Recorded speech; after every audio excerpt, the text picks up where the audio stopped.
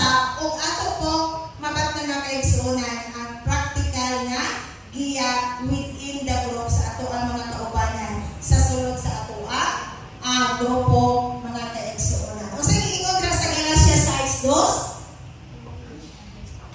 pag tinabangay kamo sa inyong mga problema tungod kay kung mao kini ang inyong buhaton matuman ninyo ang sugo ni Kristo. So, kay naa naman ta, so aktibo naman ang ato ang kagrupo sa diha sa ato ang grupo mga kaigsuonan. Nakahimo na ta, naligo na ang ato ang grupo mga kaigsuonan. Aduna na kitay dakong chance nga mo reclaim o mga former members nga wala na nato nahibalag sulod sa ato ang iglesia. Siguro mga kaigsuonan, or kinsa ba ninyo diri nga nanandoy nga wala naman ako nakita si Sister So and So. Usa na kapos niya, hindi mo nakaayon mo niya. Sa iya kaugalingon ba nga nasi pagbati na gusto niya bisitaan. So naaba na ninyo diri mga kaigsuonan ng mga pagbati? O naaba kahay mo ingon lang nga, sa daan na lang to siya nito, balik na lang itong simba o tagaan to pagsulay sa Ginoo. O naaba po ka diri ng mga tinaya mga kaigsuonan. So ang ato ang purpose mga kaigsuonan is to pagpabalik sa ato ang mga kaigsuonan na wala na nato nahibalag sulod sa ato ang iglesia. Diha sa Luke 15 mga kaigsuonan, atong nasayran diha ang usa ka parable bahin sa nawala nga karnero. So atong nasayran diha sa sugilanon mga kaigsuonan nga giunsa man niya ang usa ka karnero nga nawala. So iya din siya gipangita, giyaan niya ang 99 o gipangita gid niya ang usa ka karnero nga nawala. So ana ka importante mga kaigsuonan, usa na siya ka parable nga naghatag nato og pagtulungan nga kung aduna man daytoy mga kaigsuonan nga wala na nato nakita, dako kaayo kana nato nga hagit sa ato ang tagsa-tagsa kaugalingon to look for them. Na ato sila pangitaon. O sa usa pa ka sugilanon mga kaigsuonan, adunay usa, the lost coin. Nakisa giunsa man niya. So iya dayon gipakita ang iyang coin nga nawala mga kaigsuonan. So ana ka importante ang matag usa ka kalag nga wala na nato nahibalag sulod sa atong iglesia mga kaigsuonan. Kay dako kaayo kana siyang kalipay atubangan sa Dios sa usa ka kalag nga maghinulsol sa iyang mga sala. So ato usa na kadakong challenge dili lang sa mga leader sa sulod sa iglesia. Apan apil na usab kita mga kaigsuonan, mga kababayen-an nga singalan nga mo apil sa pagpalita sa ato ang mga kaigsuonan nga wala na nato nahibalag sulod sa ato ang iglesia. So unsa man ay approaches panahon sa pag-reclaim o mga membro mga kaigsuonan na dira ang pray for guidance. So before ta magsugod sa atong buhaton mga kaigsuonan, mag-ampo gyud ko na ta. Pangitaon nato ang giya sa ato ang Ginoo kung unsay angay nato nga buhaton kay wala kayo kita alam mahimo sa ato ang kaugalingon mga kaigsuonan kung magsalita sa ato ang katakos kundi ang giya sa Ginoo mga kaigsuonan mao gid untay ato ang pangayoon sa matag karon ug dili lang sa pagpamahimo o pagbisita mga kaigsuonan apan sa atong ginadlaw-adlaw mapagkinabuhi ang giya sa Ginoo ato ang mabatnan sa ato ang tagsa-tagsa nga kaugalingon. So pagyo reconnect personally. Pag-ikauban, pag-usap na kaigsuonan, susukan nato pinaagi sa simple nga pag-umusta, simple nga pagpamisita sa ato ang mga kaigsuonan. Sister, kumusta naman ka? O ato kung panaglitan, magkita ka along the way, magkita ka sa merkado, dahil wala na nato siya na, wala na tiod-tiod na wala nato siya nakita sa simbahan. Ato siya pangumustahon. Dahil mag-arrange kayo taong mga visitation ko, mula ako sa inyong balay ha, tapos na magkabakante. Singada mga kaigsuonan. Dahil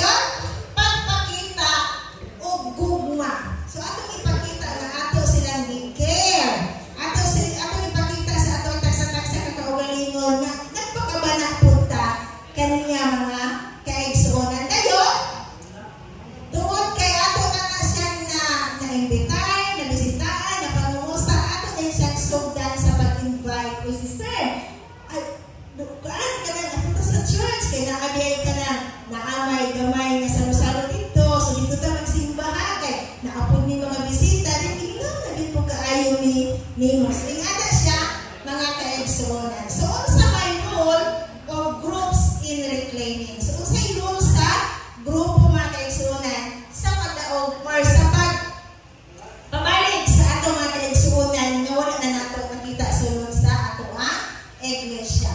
So ang small groups mga kaigsuonan, one, non-pressure space for spiritual group. So dili siya pressure mga kaigsuonan na, dili siya pinugos. So usa ka mainipon nga pagpangimbitar, dili siya pinugsanay mga kaigsuonan ug nga kinahanglan siya sa pag-usol sa atong espirituhal nga pagkinabuhi. Dahil ang support group mga kaigsuonan, kinahanglan siya mo address sa iyang personal nga panginahanglanon. So usa man ang personal nga panginahanglanon. So ang support group ay mauday siya wala kasimba kay pirti di ay kanang lisod di ay ang ilahang pagkinabuhi. Struggle sila sa ilang inadawad-daw nga pagkinabuhi. So hamay mas maayo na ato kanin siya tagaan bugas, hamay kayo mas maayo nga ato imitan sa simbahan kaya malibre ang ilang pagkaon dito. Kaya wala tay kasayuran kung sa ilang personal nga mga rason nga daw siya wala na nato ikita sa ato ang sulod sa simbahan. Dayon kanya kay balo naman ta suod sa may mga prinsipyo na dayon sa ato ang pagpamisita na niya. So principles of visitation mga kaigsuonan. Atong ibaluan mga kaigsuonan nga ang ato ang lawas templo ni sa Ginoo. You are Christ's body, that who you are. You must never forget this. Only as you accept your part of that body does your part means anything. So you're familiar with some of the parts of God has formed in church, which is His body. Apostles, prophets, teachers, miracles worker, helpers, healers, organizers, and those who pray in tongues. But it's obvious by now, isn't it, that Christ's church is a complete body and not a gigantic and dimensional part according to 1 Corinthians 12:27 and 28 na kaigsuonan. Sa atong hinumduman nga atong tagsa-tagsa kalawas o sa katemplo sa Ginoo mga kaigsuonan. So unsa may purpose nga nung ato na silang bisitahan sa ilahang tagsa-tagsa ka panimalay mga kaigsuonan. Tungod kay na ay mga tao nga nanginahanglan nato.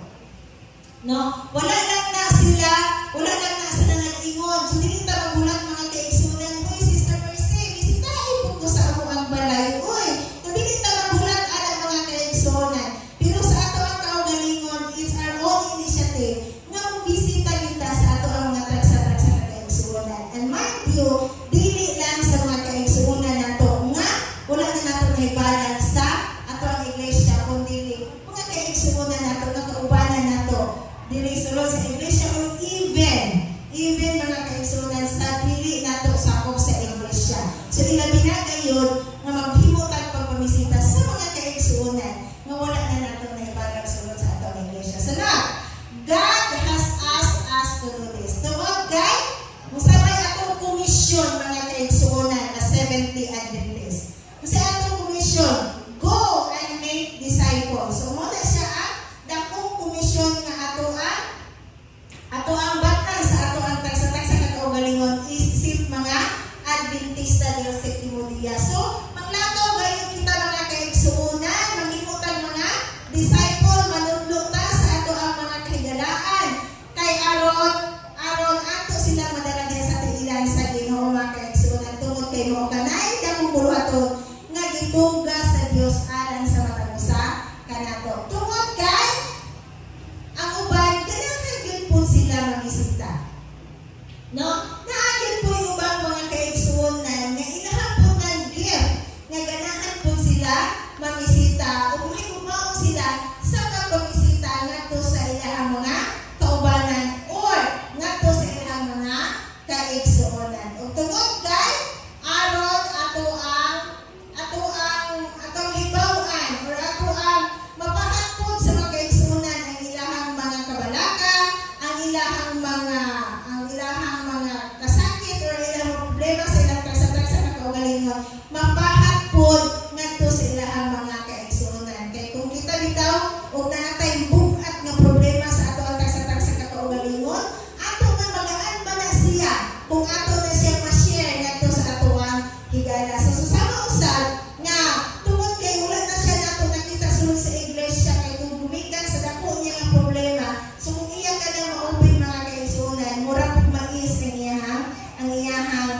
nga na-open niya, napahumaw niya ang iyang mga gibati sulod sa iyang lugar. O tungod kay there is personal joy and satisfaction in helping others. So adunay tinuod nga kalipay mga kaigsunan o katagbawan kung kita makahimo sa pagtabang ngadto sa uban. So sa may qualities of visitors or helpers, so sa may quality mga kaigsunan. So yan, nagingon ka sa 2 Corinthians 13:5, examine yourselves as to whether you are in faith. So ako ang tanaw sa ako ang kaugalingon mga kaigsunan. Kay basin niya po niya o makaingon po na ako ni bisitahan. Bisita po kami nga, na otro po kami bisitahanan.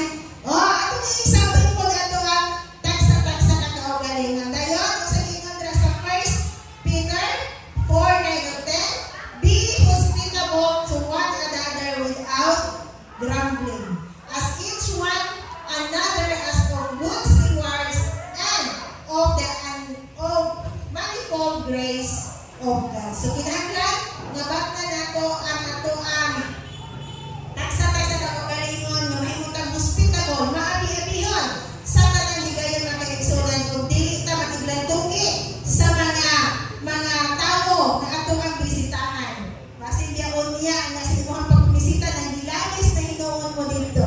So ato baknan ni ang pagka maabi-abihon gyud mga kaigsunan. So sa may mga prinsipyo diha sa pagpabisita. So sa ginaingon ko na kanina, pray before and after each visit. So ato gid ganan ang puan. So sa dili pa ka mogikan sa imong panimalay sa pag-ampot ka sa Ginoo nga Lord, maadto ko sa pamilya ni Kuan kay ako ang bisitahan. So imo gina siya iampo mga kaigsunan kay sa tingon ka kanina, aron magiyahan ta sa ato ang insakto nga pagabuhaton. Sa pagyon, iniguman nimo og pambisita, iniguman nimo og pamumusta, imo day na siya ang puan. Nakahibalo na ka sa iyang mga sitwasyon, nakahibalo na ka kung sa iyang mga pagsulay sa iyang kinabuhi. So ato ka na siya iampo, itong yan ka na nato sa Ginoo tungod kay inuuray mo pahalora niya ng tanan. Sa pagyon, go in pairs when possible. So kung mamisita na ikaw na kaigsuunan, ilabinas mga kababayan, kinahanglan nga naanyod kay kauban, no? Kay basin niya ginulibisitaan dito, sarap po siya kalalaki, dahil ikaw, babae, na basin o malaking na usamo sa uban mga kaigsuunan. So kinahanglan nga aduna yung kay kauban sa imuhang pamisita. O sa pagyan, be punctual and respectful of time. So kinahanglan nga og magsito pamisita, ikaw may mag-una dito. Wala pa ang time na imuhang na schedule. Dili kaya imuhang ibisitaan, mo'y naghulat-hulat nimo dito sa ilahang panimalay. What if nag-andam na ito siya o naghan kay snacks dito, no? Naghago siya sa iyang kaugalingon, noon niya ikaw nga, na ikaw mo'y niingon na mabisita ko, ikaw mo'y dugay na abot. So sa may buhaton, so ako yun na baknan ka ng ato ang pagka-punctuality mga kaigsunan nga dili nato hatagan o kanang bitaw kabalaka ang ato prospect nga ato ang ginabisitahan. Dayon, listen more than talk. So isa imong pagpabisita, ayaw tayada dito nga imuha rata ng istorya, no? Kinahanglan po nga imo silang pagnawon ang ilahan sa ikaw mamitaw rin po ka mga kaigsunan. Dili kay ikaw hinuin i-share sa imong problema, no? Sige na hinuin na mo. So kung ikaw may nabisita, so paminawa sila. Dahil ay nato tagaan o mga nata ikatambang or nata ikatabang niya, so ingana siya mga kaigsunan. So pagyan, avoid arguments. So ato ginanglikayan ang lantugi sa ato ang ibisitahan. Ay, hindi man ako na imong giingunte. Di ba si Juan to? Ang wag na. Nang gilalis na mong duha. So ato na siya likayan sa ato ang pagpabisita o niya mga kaigsunan. Sa pagyaw, respect, privacy, and confidentiality. So for example, siya na ng mga experiences nga gusto siya siya kaugalingon nga dili sa niya i-share nga to sa uban. So ayaw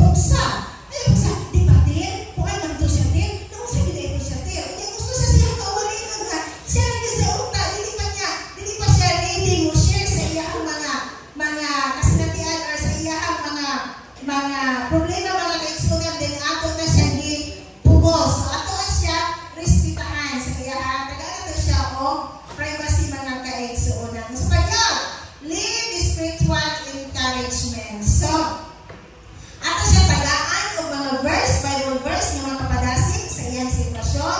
Dayon ato siya nangalaran ng mga alawiton o ato siya hatagan sa mga pag-ampo. Dayon, dili nato kalimtan mga kaigsunan na maghimo po taong follow-up. Dili lang kay nakabisita ta karong adlaw, wala na din tayo pakabana sa sunod na dayon mga adlaw. So ato po siya i-follow-up. Bisita naman po sa ilahang Sister Garnay, at nakubalik dito ato na po sa laing nga English, ato na po sa laing nga palimanay. Singana siya mga kaigsunan. Ato hatagan, tungkol kay ato na siya nabisitahan na, so ato na siya hatagan o follow-up. So, unsa man day keys to success? So, unsa man day sikrito mga kaigsunan aron mahimutan wag manampuson diha sa ato ang pagpabisita. So, dapat dahil siya na ay consistency. Kaya dili po matingala ng ato ang ginabisitahan nga siya na po tinuod na balang kahala, wala naman nakabalik dili si Brother Ibarray. Uy nga, kada Merkulis magidutan na siya dili mamisita. O siya na po tinuod mabalang ka mga kaigsunan. So, dapat naatay consistency sa ato ang pagpabisita. Dayon, kinahanglan nga ato ang foundation. Good, dili gid nato kalimtan ang pag-ampo di mga kaigsunan. Okay? Usa ka na siya ka-powerful weapon na mahimo kita magmalampuson sa ato ang mga buluhaton kung naagyoy pag-ampo o pagayon nato ang iya sa Ginoo. Dayon, trust building through confidentiality. So ato agyong umaron nga anaagyoy nga kita sa ato ang kaugalingong kasaligan ta sa mga personal, sa mga personal experiences sa ato ang ginabisitahan, kasaligan ta sa mga informasyon nga ato ang nakuha kay basin. No, upit na naman yung kaayos sa mga kababayan nga marites. No, basin kita online maguna-una nga makahatag o kagubot sa uban. Kay ang mga balita ba nga ato ang isang yaw, posible nga ato ang maluwagan, posible nga ato ang kulangan mga kaigsuonan. So ato ang panikabutan sa ato ang pagsatrag sa kakaugalingon nga confidential na information nga gihatag. Kung dito lang din nato siya itugyan ni Ginoong Hesus mga kaigsuonan. Then, inclusion in God's life. Kung sa giingon, care is the bridge that brings people back to Christ. Ang pag-atiman mga kaigsuonan, usa ka na siya kasadayon nga magdala sa mga katauhan balik dito ka Ginoong Hesus. So ang ato ang buhaton sa ato ang tagsa-tagsa kaugalingon nga madasigon kita diha sa pagpabisita, madasigon kita diha sa ato ang small group or diha sa ato ang support group, madasigon kita diha sa pabalik sa ato mga kaigsuonan nga wala na naibanag nato sulod sa ato ang iglesia o kinahanglan po sa ato ang tagsa-tagsa kaugalingon mga kaigsuonan nga mahimutan mahigugmaon diha sa buluhaton, ilabi na gayon sa buluhaton ni Ginoong Hesus mga kaigsuonan, no? Kay diha kay wala kay gugma sa pagbuhat mga kaigsuonan, dili gyud ka malipayon sa imong buluhaton. Kaya naman napugos ka sa imong kaugalingon. Dayon, be consistent mga kaigsuonan. So, unsa ka kadasig nga ato ang nabatnan karon, magpabilin unta ka na sa ato sa kaugalingon or mula po para ka na siya sa kita nagapaabot sa pagbanig sa ato Ginoo